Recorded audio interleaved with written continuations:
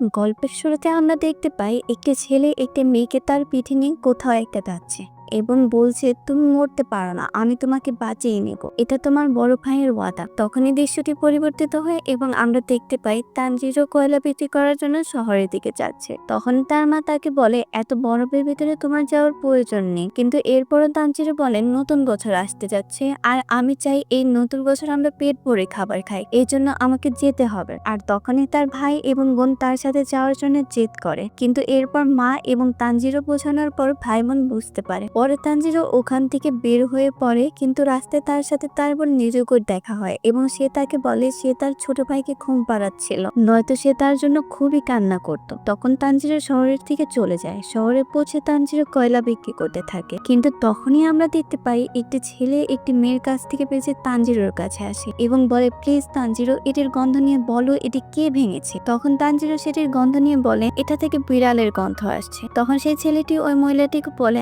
আমি আগেই বলেছিলাম আমি প্লেট ভাঙিনি। এখন আমরা দেখতে পাই রাত হয়ে গেছে এবং তানজিরো বাড়ির উদ্দেশ্যে রওনা দিয়েছে, কিন্তু তখনই একটা বৃদ্ধ লোক তানজিরোকে বলে, এই সময় তোমার বাড়ি যাওয়া উচিত নয়, রাক্ষস আসার আগে তোমার ঘরের ভিতর চলে আসা দরকার। তখন তানজিরো ঘরের ভিতর চলে আসে এবং খাবার খেতে থাকে।